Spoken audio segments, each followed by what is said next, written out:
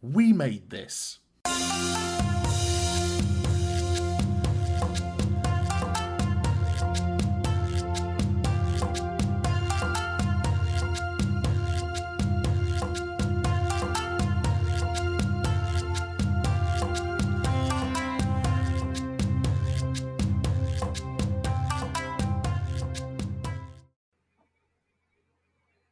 Welcome to the Japan on Film podcast. I'm your host, Perry Constantine, and welcoming a new guest today, and that is Joey Weiser. Joey, how you doing today? Hi, good. Nice to talk to you. Yeah, good to talk to you too. Before we get too much started into today's topic, why don't you tell the audience a little bit about yourself? Sure. My name's Joey Weiser. I'm a cartoonist and illustrator living in Athens, Georgia, and I'm a big fan of Japanese film. For a few years, I had a Japanese film podcast called Toho Yaro with a couple friends of mine. It was kind of similar to this, where we just pick a movie and watch it and discuss it. And these days, kind of my biggest output with Japanese film is that I'm involved with a local film club and help curate the kind of like Japanese selections when we watch stuff for that. So that's a lot of fun. Oh, very cool. How did you get interested in Japanese movies in the first place? Yeah, it's kind of one of those things that has a lot of little milestones along the way. So I'll try to not drag this on too much. But I I was thinking about this, knowing I was coming on the show, and it really does go back to when I was a kid. And I think my first exposure to Japanese film was Godzilla movies.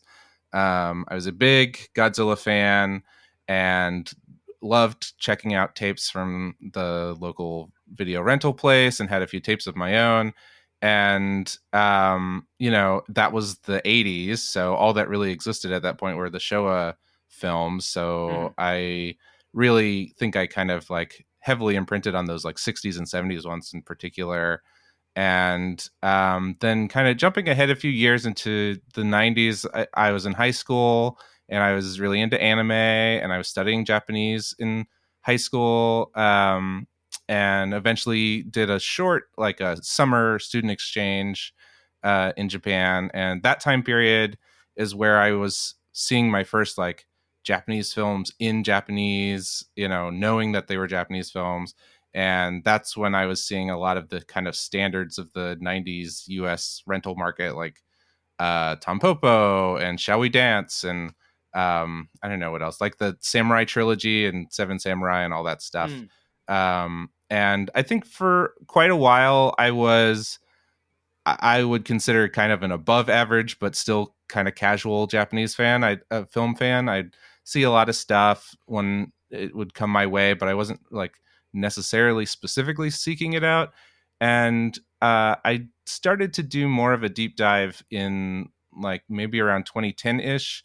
And there were a few things that kind of came up with that where, first of all, I had Netflix, which is the DVD plan version of Netflix.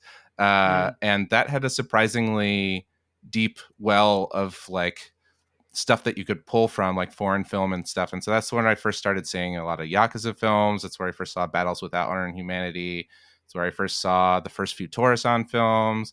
And I think around this time period is also where I started really kind of getting deep into the world of like bootlegs and fan subs and things that where you could kind of find Japanese films that weren't widely available in English elsewhere. And it kind of opened up this whole world of like Japanese movies that I didn't even really know existed, because up until that point I'd seen mostly like samurai films and monster films and things like that.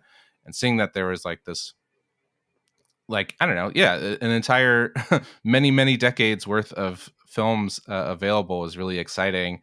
And this to this day, like the stuff that I tend to lean towards are still the 60s and 70s contemporary film or contemporary setting films.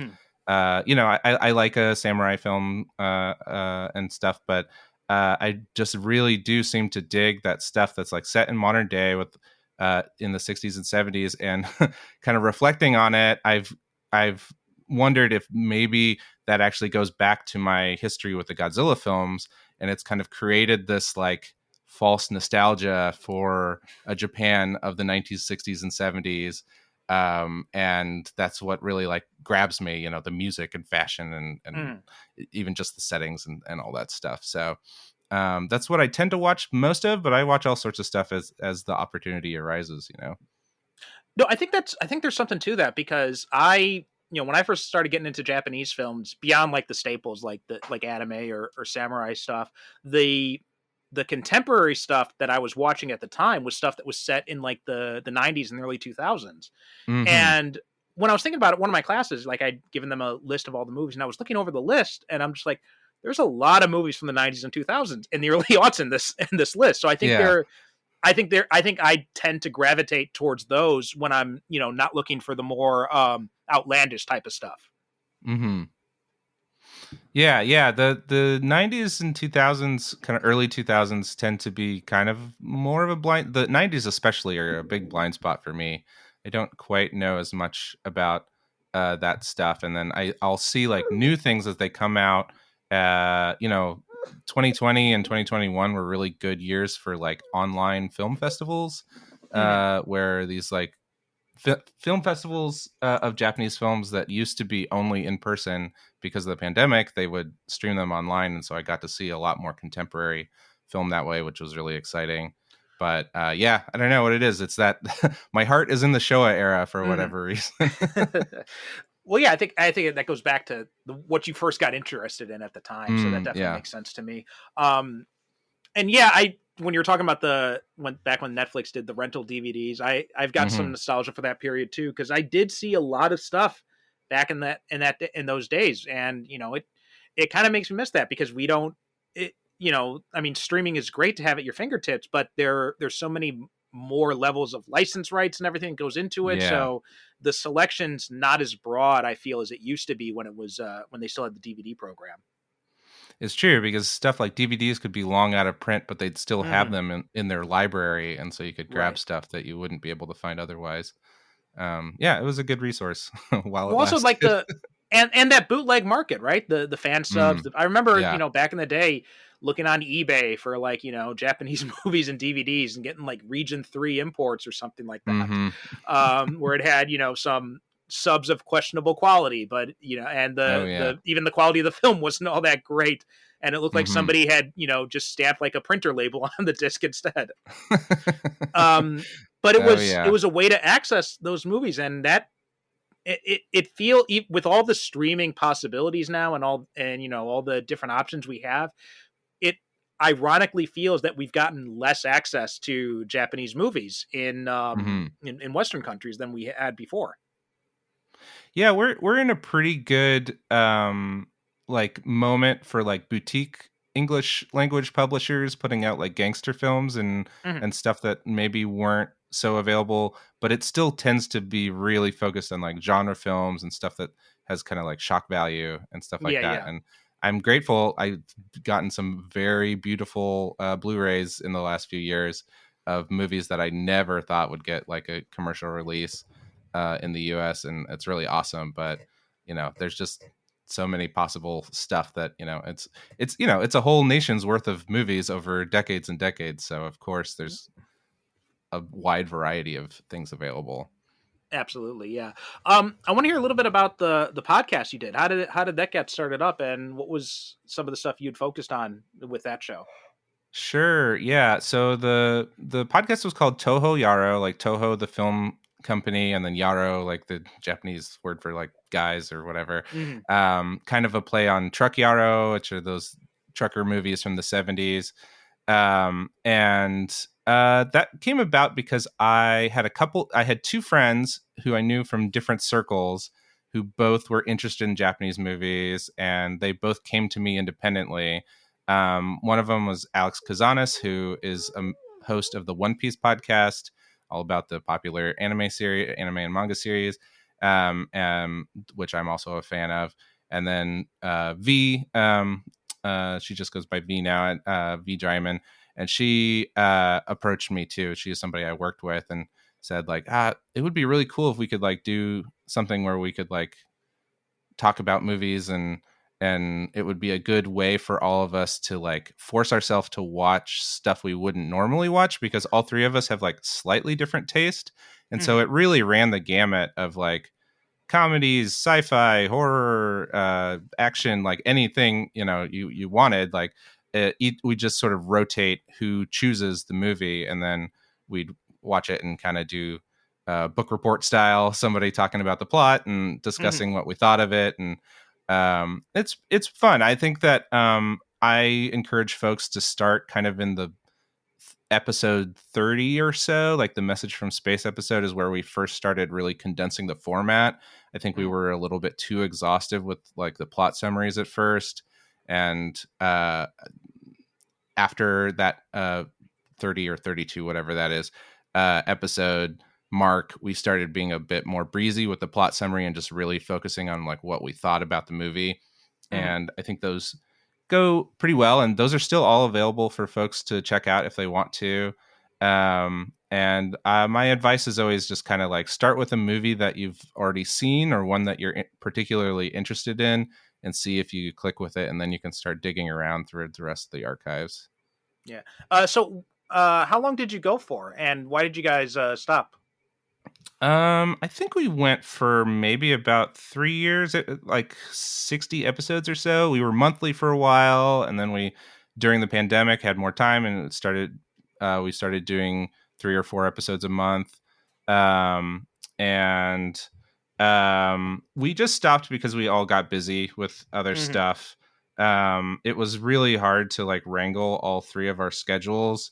And it's kind of a bummer, but I'd still I think I've kind of replaced it with that film club in Athens that I was talking about, Hmm. because that gives me at least my outlet to like bring something to folks and be like, hey, check this movie out, I think it's pretty cool.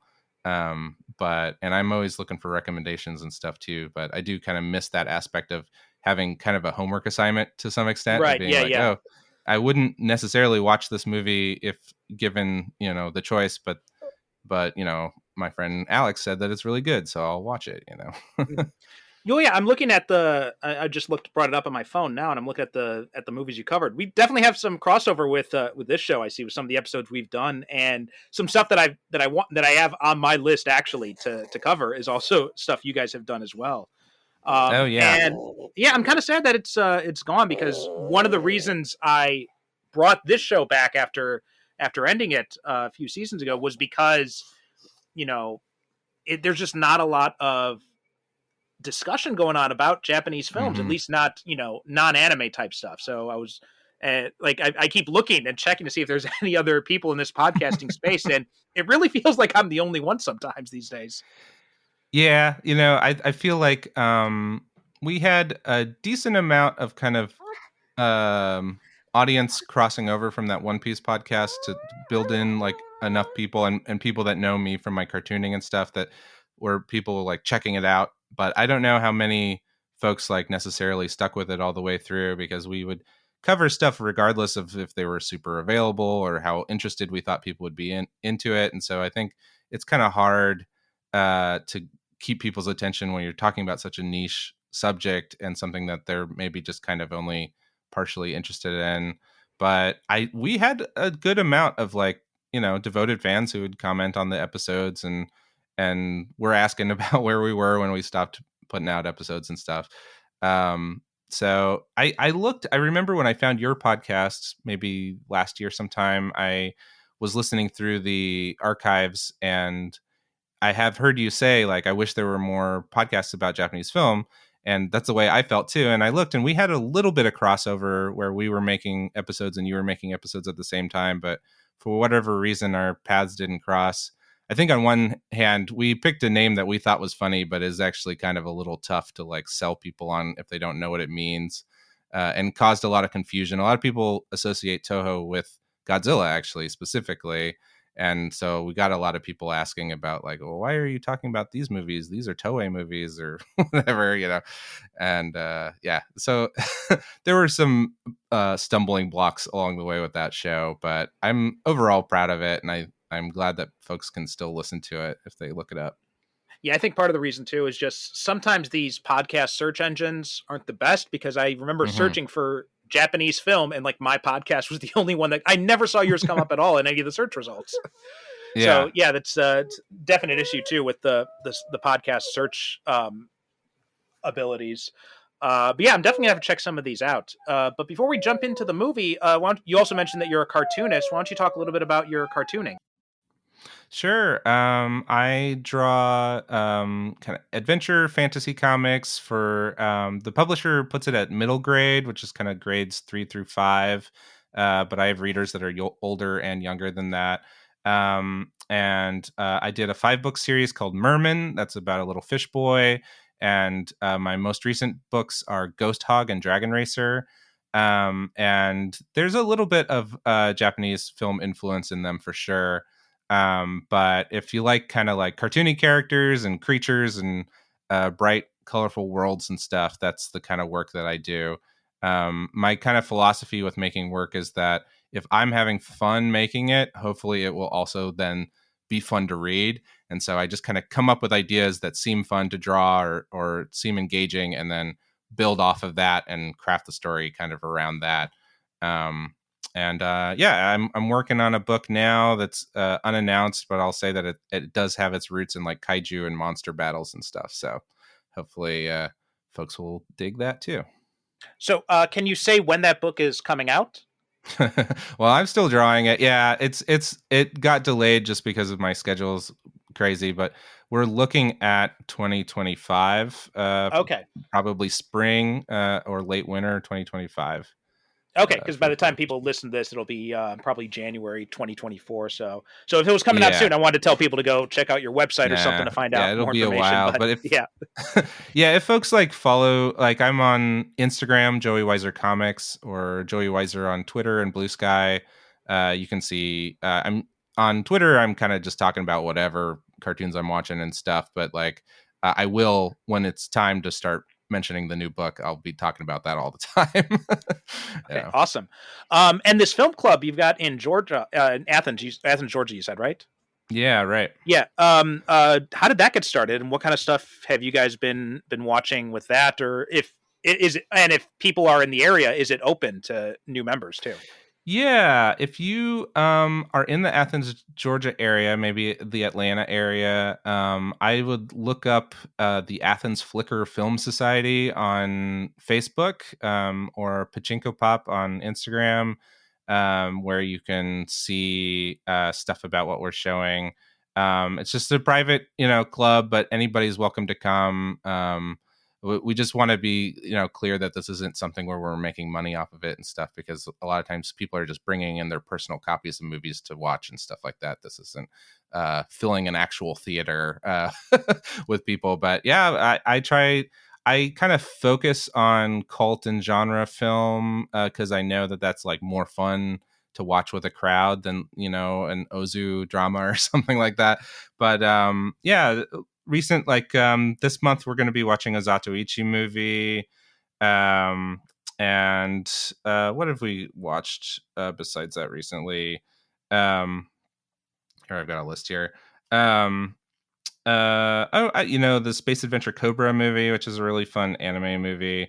Here's one: A Savage Beast Goes Mad, which is a like bus hijacking car chase movie from the 70s that's really wild. And that's one that's maybe a little bit harder to find, not available for purchase in the US and stuff. And I think that was one that folks really liked because it's just basically an hour of car chases and mayhem, which is very fun. So yeah, we a variety of stuff, but it tends to be kind of action packed stuff that's kind of maybe trying to leave people going like, what did I just see? Because it's fun to watch with a group of people and have some drinks and whatever. Oh, absolutely. Those are some of my funnest memories of college, was just watching these movies with friends, and like just some of the insane J horror stuff that we used to watch, the grindhouse stuff back in the day. Uh-huh.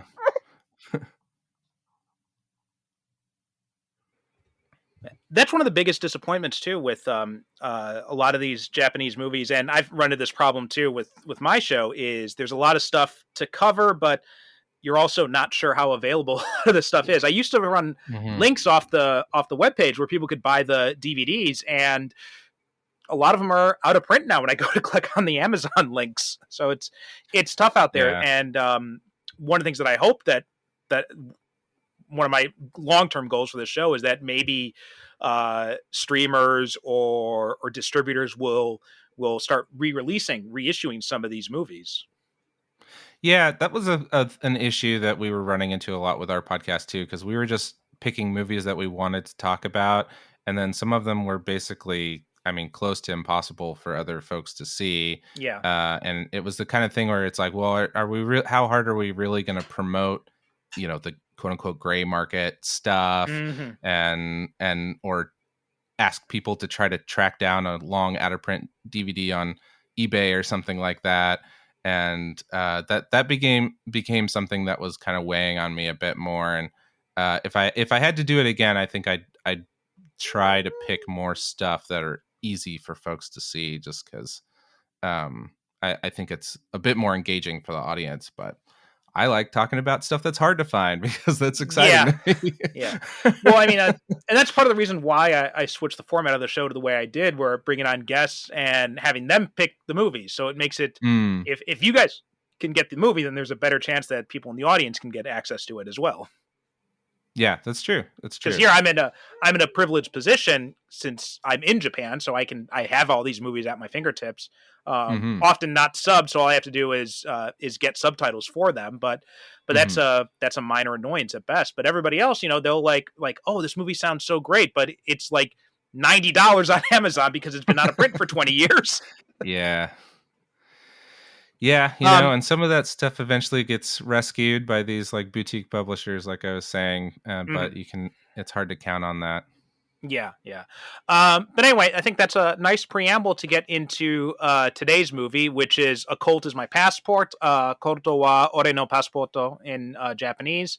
1967 Yakuza film. This was, now I had never seen this movie until last night, actually, but I have had Oh, it nice. for like over 10 years. One of my trips back in the States, I was in, I think it was a Barnes and Noble, and they had these two box set collections. One was by Criterion. One was um, the film, like four films by Nagisa Oshima, and the other one was this Nikkatsu noir set, which had Oh, okay. this, and it also included I Am Waiting, Rusty Knife, Take Aim at the Policeman, and Cruel Gun Story.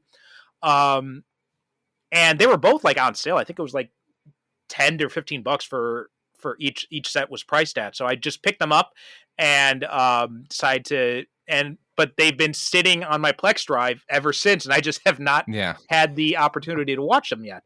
So I'm glad I finally got to see at least one of them so far. But what is your history with this movie? It's kind of similar, to be honest. It's a movie I've been aware of for a long time. The title just grabs you, but I just hadn't gotten around to watching it until maybe 2 years ago. The Criterion Channel was having a Japanese noir like program because they kind of cycle through movies on that streaming channel, and I was like, okay, number one priority, I gotta see this Colt is My Passport movie because I've been just so curious about it forever. Because, like I said, it's I think one of the best film titles ever. It's very like evocative and sort of nonsensical in a way that kind of reflects the film. But also, like, I'm a big fan of Joe Shishido, and so I wanted to see what this movie was all about. So I watched it a couple years ago via the Criterion Channel. Might still be up there if folks want to look for it. And I enjoyed it quite a bit. And I think So some I of was the happy. yeah, and I think some of the Criterion stuff, at least last time I saw, was also on Max too. Oh At one yeah. point, they're Hmm. also on Hulu too, so you might want to check both of those if you're in the States. Um, Hmm. so both those are possible. So I like Joe Shishido a lot too. I generally like Yakuza movies. So, but Hmm. there was some definite good things about this movie I liked. But overall, I felt it was a little bit slower than I would have liked. I Hmm. felt like some of the characterization, some of that, some of that, some of that pacing could have been picked up with a little bit more characterization, particularly on Mina's part. I felt. But Oh, that's before we jump, interesting because I feel like Mina is the one with the most characterization. I think Uh, she is, but I don't. I feel like it's still not quite enough to really kind of sell mm, the way she behaves in this movie. Like the way she so quickly attaches herself to Kamimura is just kind of it. I get what they're trying to do, right? There's this parallel between him and her former lover, but it just it didn't they didn't quite sell me on her attraction to him and how willing she is to go to these lengths to help him. I felt like there wasn't quite enough there to really kind of sell me on that aspect of it. yeah, that's interesting. Yeah, I really attach to her the aspect of her story that is just kind of being stuck in this place and that she has to get out of there, Mm-hmm. and you see how terribly she's treated, and you see that she kind of has this like history that they do just kind of give you light sprinkles of rather than really going in depth about. But it's enough to kind of sell you on. I think it sold me at least personally Mm-hmm. on what is kind of behind her actions, somewhat, at least as far as like needing to like escape that place, but being kind of too scared to go. And it is true that it's kind of seems out of nowhere that she decides to take these two guys in and put them up in her own room and stuff like that.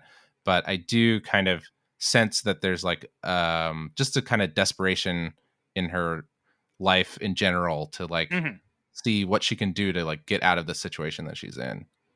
Yeah, there is that aspect of it too.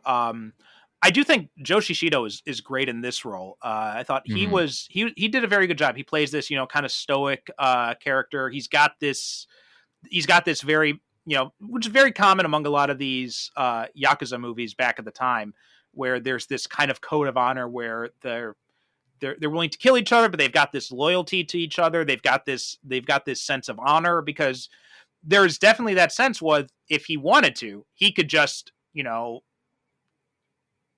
run off himself at Hmm. once he gets his buddy on the boat at the end. But he honors his word and he leaves the boat and he faces down with the yakuza, and it's that kind of the basic stock yakuza plot where you've got this honorable yakuza going up against the other yakuza who are betraying him. Very Hmm. common trope you'll see in a lot of these movies.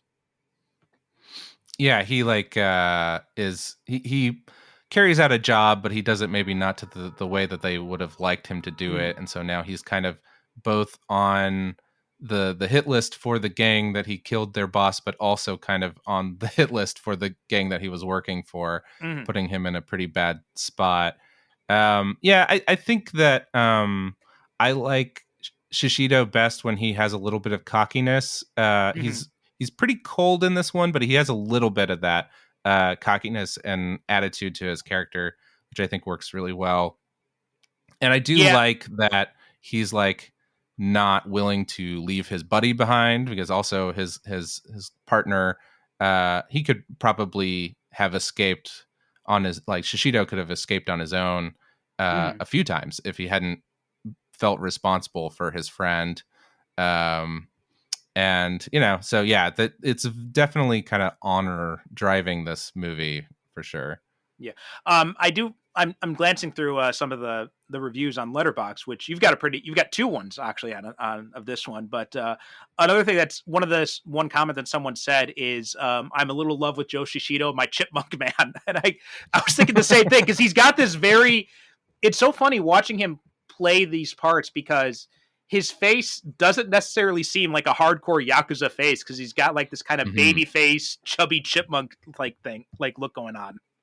Oh yeah, and those are implants. Like, do you know the story? No, I Uh, did not know that. oh, so he had acted in and was getting just kind of bit roles and wasn't getting leading man parts, and so he decided he needed to do something to stand out, and actually got face surgery to give him these big, pronounced cheeks, which I think is insane because he looks like a chipmunk guy. He doesn't Yeah. look like what I think as a cool looking guy, but for whatever reason it struck and it gave him the opportunity to like show off, and I think it is his like natural charisma that shines through that really Mhm. carries him through. and made him a success. Not just these like crazy chipmunk cheeks, but I guess it got him the attention it needed to We get don't. his foot in the door. It's funny. I was started to watch this, and my wife was in the room with me when I started to watch it, and she remarked, she's like, "Oh, Joe Shishido. He's like, Marlon Brando in Japan." And I'm like, I wonder if I was thinking about now that you mentioned that. I wonder if in part he did that to make himself look more like Marlon Brando in The Godfather. Very Although could be. I don't think the It timeline was works out for that. way But yeah, earlier, yeah. yeah. But it's that kind of it's interesting. I wonder sometimes if after his surgery, if he kind of looked at himself and was like, "Yes, this is exactly what I wanted," or if he was like, "Well, I guess we're working with this." Yeah. Other thing that also interested me was the actor who plays Shun, his partner, is Jerry Mhm. Fujio. So I was curious about the name, so I looked him up, and it turns out he is of British and Japanese descent and born Interesting. in Shanghai under Japanese occupation. So I just thought that was an Interesting. interesting little thing because I was looking at his name and I'm looking at his features. And I'm like, he doesn't look completely Japanese. So then when I looked it up, Hmm. it looked a lot more interesting. But I Yeah. think Did you happen to see if he had like a separate singing career? I was he kind of did. wondering Yes. about that. Yeah, Hmm. yeah. It mentioned that he had been a singer. In fact, that seems to be what he was mostly known for was his singing career. That Um, makes sense. I don't recognize him from other movies. I'm curious to see if he has other roles, but he has that kind of featured song in the middle that I love. I love that mhm. kind of stuff. I love when movies kind of get really artificial, in the right movies. But like, so stuff like that is what really gets me kind of excited. And when I'm like, oh, I was not expecting, a fully produced song Mhm. number in the middle of my hard-boiled noir film, but I love that kind of thing. Well, some things people might recognize him from. He was in Yojimbo, and he was also in Dodeskuden, another that was Kurosawa's first color movie, I believe. Oh, nice. Yeah, So I he was thought in he both was of really good those. in this. He's not the cool guy type, but he's a really good kind of like lackey who Hmm. you felt for and were really kind of pulling for to get away in the end. I was really worried when he was making his way up those ship steps that he was going to get shot in the back or something. But Well, also when they come back to the hotel room and they find the blood on the pillow, at first I'm just like, oh crap, did they kill him or something? But yeah. so yeah, I totally expected him to become like a kind of a sacrificial character to kind of drive Kamimura in the movie. Um, but another thing I thought was interesting, I like what you mentioned about the theme of being stuck, and that kind of jumped out at me as well because Hmm. there is kind of that similar feel that Kamimura is in as well, where he's also kind of stuck in this situation where Yeah. where there's not really any escape from this life, other than completely divorcing himself from society, and also with Mina too, the fact that she grew up on these barges, and she was looked down on by the this idea that society looks down on the ones that live on the water is what they said. This Mm. notion of there being this kind of like separate society from Japanese society based on these barges was so much so that even the Yakuza are kind of iffy about going onto their territory, where they're just kind of like, hey, Yeah. we don't go there. All right. We don't mess around with those people. I thought, and They're even like, when the We've Yakuza tried." guy, yeah, and when the Yakuza guy comes there and they're like, what are you doing here? And he's just like, look, I'm unarmed. I just want to talk to that guy and then I'm leaving. Right. He even seems kind of scared of them. Yeah, as soon as he gets out of his car, you just see men from off screen kind of starting to come in and descend on him. Not even in a really like particularly threatening way, just kind of walking up to him casually, but he knows that he's not in his territory. Mm-hmm. Yeah, I thought that was so interesting to me, and it maybe that's actually something that I was more invested in and something I wanted to know more about, as opposed to the main story about this Yakuza guy getting betrayed by his gang. Hmm. Yeah, I find that the appeal of this movie to me is a lot in this just sort of like the some of the surface level stuff like the aesthetics of it, the Mm, vibe of it, the kind of mishmash of western and noir with the music, yeah. I find really appealing. So yeah, it is kind of a boilerplate story, but it's something that they can hang a lot of style on that I think works Yeah. really well. Oh yeah, the film looks and sounds great. I think those are two of the biggest strengths it has. Like I was shocked by how good this film looked several times I was watching it because um I mean, I don't believe this was a very high budget picture. It's it's just a Nikkatsu. Nikkatsu wasn't like this massive studio. I don't think they were. I think they mostly did these kind of like small movies. So it it's not long. It's only 84 minutes, but it looks great. Like there's and part of this could be the Criterion transfer that I watched, but even, I've got other Criterion DVDs of older Japanese movies and like I mean, I've got a version of Ikiru that was from the Criterion collection and it doesn't look anywhere near as good as this one does. Hmm. Yeah, yeah, it was beautiful. And I looked up the director, Takashi Nomura, and he's got 22 films, but I haven't seen any of them besides this one.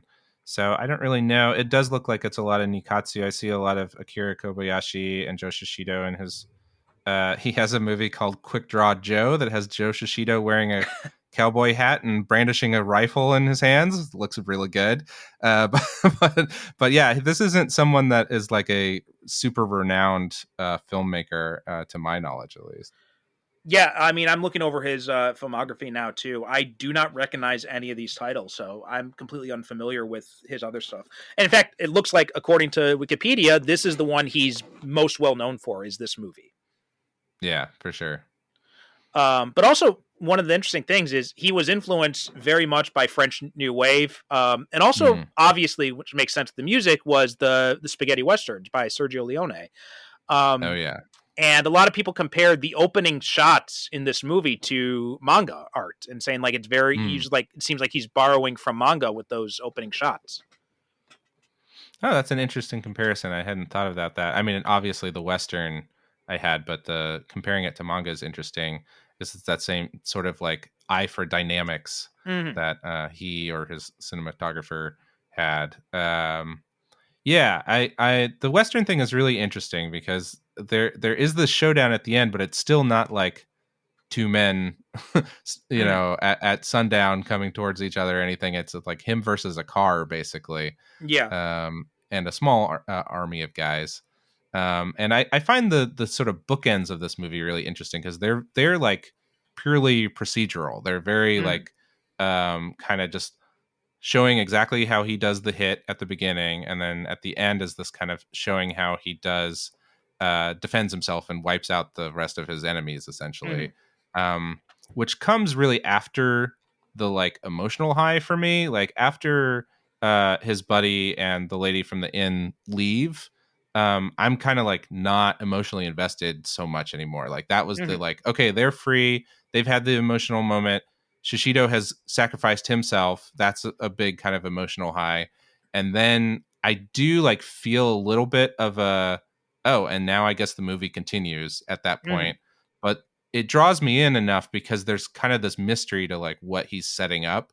You're like, okay, he's making an appointment to meet them in this abandoned lot, and he's like building a time bomb, and he's digging what looks like a shallow grave, and Mm-hmm. all these kind of mysteries do like keep me invested to find out at the end. And then it's sort of like such a glorious payoff with him like Mm-hmm. blowing up the car while the music's going totally wild, that by the end of it I'm kind of cheering again.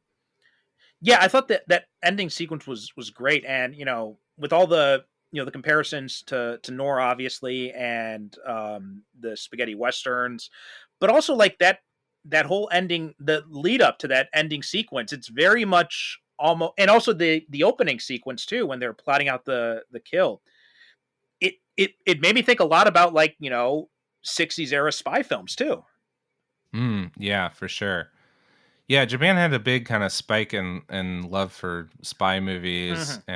and kind of assassin stuff during this time period that I'm sure was like coming from Bond and all that stuff. Oh yeah, I mean, Um, especially the Roger Moore stuff was huge over here. Like, and obviously they'd filmed "You Only Live Twice" was filmed in mhm. not that far from where I live, actually, in Kagoshima. So they or Oh, parts cool. of it were, yeah.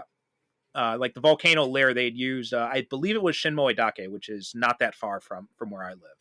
Although Mm. I have not been there, but they do have a plaque for "You Only Live Twice" there, marking the location. Oh, that would be cool to see. Yeah. Yeah, it's something I've been meaning to get to at some point.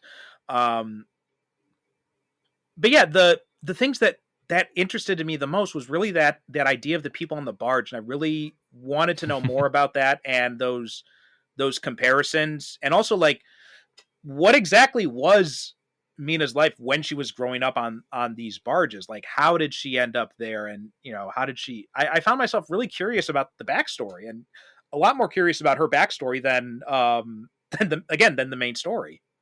Hmm. Yeah, it really like drops you into this kind of like world that you do get the sense has been existing, Mm, where like Mina's working at that inn, and it's an interesting location, this kind of Western style inn, and then yeah, that scene where she comes in with Joe Shishido to the boat, and the guys are like gambling, and they're immediately just kind of like they at first think that he wants to get in on their gambling, and they negotiate him coming on the boat with them and stuff. It really like does feel like this full world that we're only getting a small glimpse of. yeah. Yeah, but it also it parallels that whole Western feel of it too, because it's like this Hmm. it's like the closest thing Japan in the '60s would have had to a frontier is being out on the ocean Yeah, on these barges. that's true. But Yeah, also this yeah. idea of them being kind of like these outcasts from society and looked down. I mean, that was very true back in the old West. Like a lot of we look at it from the movies, and a lot of people think it's all white people, but a lot of it was people trying to get away from the cities, trying Mm, to run away from society, and forming these communities on the outskirts. Also, like lots of runaway slaves and things like that, and those types of people out in the frontier land that does not get touched upon nearly enough in a lot of movies. yeah, yeah. That's interesting. Yeah, yeah. You really get the sense that like once someone's out on the water, they're like lost to Hmm. the world. Like they first try to escape via the airport, and it doesn't work out for them. And then there's kind of multiple plans to get on boats and get out there, and you Hmm. just get the sense like if we can just get out on the water, we'll be safe. Right. Um, yeah, Well, you also get that idea of it being another world because Kamimura tells the captain, he's like, "We've got passports," and the captain's like, he's like, "Who cares if you have yeah, passports? right. Doesn't matter. You just get on the boat. You're fine." Yeah, yeah, exactly. We'll dump you at Hmm. some dock, and then you can figure it out. Yeah. But yeah, the motel was also kind of interesting. The Nagisa-kan, where it's this like Hmm. truck stop place, but it's also, I found it funny that the old woman who works there, she's like, "We don't want killers here and all this." And I'm just like, lady, I'm sure you've had a lot of these people come through up until now. I think the only thing you're really worried about is the attention they're bringing. Yeah, she seemed to kind of like understand why they were there when they first showed up. She just kind of Hmm. throws them a room key, so she's been through this before. But I guess once it starts actually bringing Hmm. the uh, the guys around to like cause actual like trouble for her in front of her face, then that is when it's too far. Yeah, and even Mina mentions like somebody got shot through the Hmm. window Right. Yeah. Stay at away one from the window. point. Yeah. Yeah. And, and this might just be me reading too much into things, but is this just me or did I catch a little bit of homoerotic subtext between Shun and Kamimura, especially when they go into the hotel room and she says, she talks about one room and all that kind of stuff, and just like kind of the look she's given them. It felt almost as if there was, and just like how close the relationship was. Also later, Mina makes the point of saying that she envies the male friendship and all that kind of thing, which Yeah. those Hmm. things jumped out to me because men are not really known for having strong interpersonal bonds, right? It's much But they more of do in Yakuza movies. they do in Yakuza movies, right? Yeah, except um in like these very tense situations, like these like Yakuza or like soldiers or something like that. But other than that, you don't really see. There's not really that male bonding aspect is a really Hmm. strong thing that happens in reality, I guess. And so it made me think that there was Yeah. some sort of homoerotic subtext going on there, and especially that is very common in Yakuza movies. I mean, Gozu. very open about that one in that movie, if you ever seen that Yeah. one. But um, I don't know, maybe I'm just reading too much into it, but that was something that line stuck in my mind, and also when they checked into the hotel, especially the fact they're coming the back entrance too. That also kind of Yeah. made me. All of that kind of seemed to suggest like there's this idea of this kind of deviant male, deviant in air quotes male relationship. hmm hmm That's interesting. Yeah, I had not thought of it that way. I did. I read that line where she said that she envies their friendship and their ability as kind of comment again on her kind of position in the world as a woman, Hmm. where she's just kind of stuck and she doesn't have as many opportunities and freedoms because she just is kind of expected to shack up with a guy and then do what he wants to do. And Right. it did make me kind of wonder, like, well, what is she commenting on not being able to have any kind of female friendships? Because she is kind of living in this world of men who are just like Right. constantly ogling her and mistreating her. But yeah, that's it. Definitely, their friendship is an example of that sort of like heightened reality where it's Hmm. like, a bond between uh partners is close to like family, friendship, and maybe romantic Yeah. entanglement as you can have in this kind of like fantasy version of a Yakuza world. Well, because You know? because Kamimura, he seems very affectionate towards Shun, and very, Mm, protective of him in a lot of ways, and like the whole notion of the fact that, he knocks the guy, he drugs him, and then he's like I got to write him a note before we leave, so if he wakes up, he's not scared or anything like that. I'm just like that again, that jumped out at me, and I'm like, okay, that doesn't seem like what you'd expect from like this, hard boiled Yakuza assassin. yeah, it's almost like someone taking care of a child or something, It where is, it's yeah. That too, yeah. That's another way it could be read too. yeah. Is especially the fact that there's the whole aniki idea, the idea of this kind of Mm, like the senpai kohai thing, which is very strong in a lot of these yakuza movies. mm-hmm, for Um, sure. and also the fact that he lets it kind of, I'm not sure. Did you ever see the Japanese Unforgiven? No, I have not. Okay, so it's really good. I think I actually prefer it to the Clint Eastwood one, but one of the things Oh that wow. strikes me about it is how they change the ending of it, Hmm. the original story. Because in the original one, the young kid, he goes off like in the middle of the movie, like very early on. We never see the woman who gets cut really after her heart to heart with Clint Eastwood. She's like, becomes like a non-person after that in the movie. But Hmm. those two characters, they end up playing a bigger part in the end of the movie. And in fact, the Clint Eastwood character, who's played by Ken Watanabe, he doesn't go back to his family at the end like he does in like the Clint Eastwood character does. Instead, he goes off on his own, but he tells the woman and the young guy to go and look after his children. He kind of gives them a chance at a new life, Hmm. and I felt like a very similar idea happening here, where Kamimura is giving Shun and Mina this second chance at a new life, while he stays and deals with the consequences of what his life has wrought. Mm-hmm. For sure. Yeah. Yeah. I don't know if I like completely read any romantic subtext between any of the three Mm-hmm. characters. I, but yeah, it is interesting if you think of it that way, and then you think like, well, are these two going to get together? But I think they're Mm-hmm. probably just going to travel and then find out where they go, and Yeah. they'll either go their separate ways or figure it out together, which would be interesting. Yeah, yeah, but yeah, by that I don't mean that he was giving them a chance to be together, but just more that he was giving Mm, them he was sacrificing himself so that they could have a chance at a yeah, better life. Whether that's together or separate would be up to them. yeah, yeah. Yeah, it's interesting, and it's a self-sacrifice. But then, as we see, he Mm-hmm. manages to get off. I mean, he's got some bullet holes in him, and has to figure out where to go from here, I guess. But at least he's not actively being hunted Right. Yeah. after the end of the film. Um. Yeah, and that's another thing. Like, it does make you wonder what's. I mean, the fact that he is limping away at the end after that, it doesn't suggest that he's gonna have a happy ending after all this. Like that's No. um I think the movie does that intentionally. There is this idea that kind of like his life, he's living on borrowed time right now. Like he managed to stop them, but you know, there are now two gangs that he's got pissed off at him. Mm-hmm. Yeah.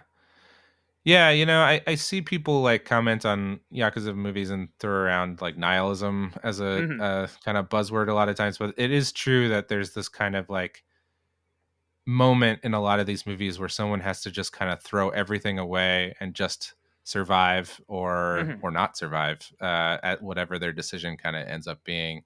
And sometimes it has to be almost kind of like short-sighted, like he's gotten away now, but he probably doesn't have much of a future after this either. Right.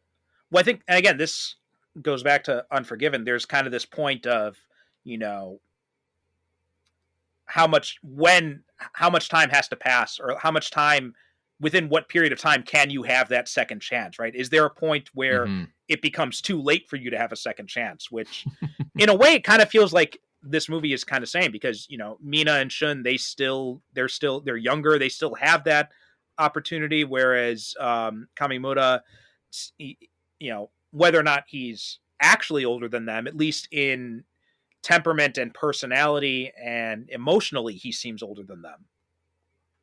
It's true, and yet like this is also kind of like brought about from his arrogance. Hmm. If he had, the gangs are like, why did you kill, your target in front of our boss, and now our boss is like kind of being targeted.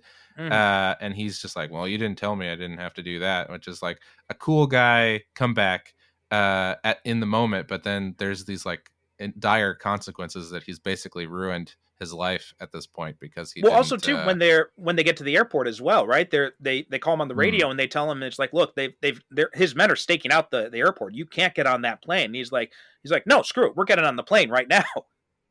yeah. Yeah, so it's interesting to see his character kind of like have to atone for maybe, like I was saying, short-sighted thinking or something. Hmm. This sort of arrogance for sure. Yeah, yeah, yeah. Um, Um, so yeah, were there any other things that kind of jumped out at you, or anything else you wanted to mention about this movie that we haven't talked about yet? um, I think we've covered it pretty well. I mean, yeah, it is a pretty simple movie. I'm kind of looking over my notes real quick. Um, Kanjuro Arashi, the actor that plays his victim at the beginning, is a big Yakuza film star that usually plays a bunch of uh, Yakuza bosses and stuff. Hmm. He's usually a lot. I'm used to seeing him older than he is in this one, where he's often this kind of aging and dying Yakuza boss who's about to be replaced or something like that. Hmm. So it was cool to see him in kind of a little bit of a younger role. But yeah, I think we've basically hit everything that I had to discuss about this movie. Okay. Yeah. The only thing I would also mention too is, again, going with that Western theme. Like he says that final battle, it's supposed to take place at a landfill, but it definitely doesn't look like a landfill. It's just like kind of this. But it's very. It did make me. At first, I was thinking, I'm like, why would you arrange to have a gunfight here in this wide open field where there's nothing you can hide behind, no cover whatsoever? Yeah, I mean, but it does. It works. It does logically. It doesn't really make a lot of sense, but it works with the tone of the movie they're trying to set up, where they're trying to be evocative of that final showdown in a Western movie. yeah, and cinematically, it's just like Mhm. so striking. Just these like figures standing on just basically a horizon line with like Right. nothing around them, like maybe a like telephone pole in the way distance, and there are moments where they're just standing still and firing. The Japan on Film podcast is produced by me, Perry Constantine, in conjunction with the We Made This podcast network. Visit japanonfilm.com for show notes, episodes, merchandise, and information about being a guest yourself. You can also reach out to me on the website's contact form if you have questions or comments about Japanese movies or the show itself. Follow me on Twitter and Instagram at JapanOnFilm. If you'd like to help support the show, you can donate at japanonfilm.com, wemadethisnetwork.com, or by leaving a review on Apple Podcasts, Spotify, or wherever you get your podcasts. You can find links with information about each guest and join the discussion on the We Made This Discord in the show notes of each episode. And now, listen to hear what's coming up next on the We Made This Network.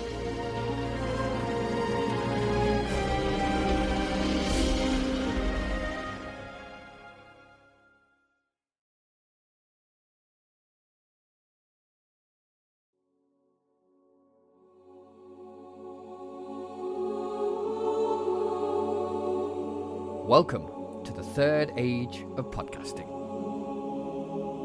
The year is 2024. The name of the podcast is A Dream Given Form. Join A Dream Given Form in 2024 as we continue our Babylon 5 journey, picking up our exploration of Season 2 and beyond. Check out fortnightly episodes looking back at Season 2 from spring 2024. And be sure to check out our previous Season 1 episodes and wider thematic discussions. I don't understand what the huge problem is that people have with infection, to be honest. I know it's not great, but it's got a monster in it, and it's quite exciting, and it has David McCallum. It does. But, you know, I did have to come up with an answer to the question, and with a heavy heart, I would say that the episode I would skip is Grail. Probably because... You can't cut out David Warner. You can't do that. Well, no, that... You can't cut him out. And he just Well, did. no. Guys.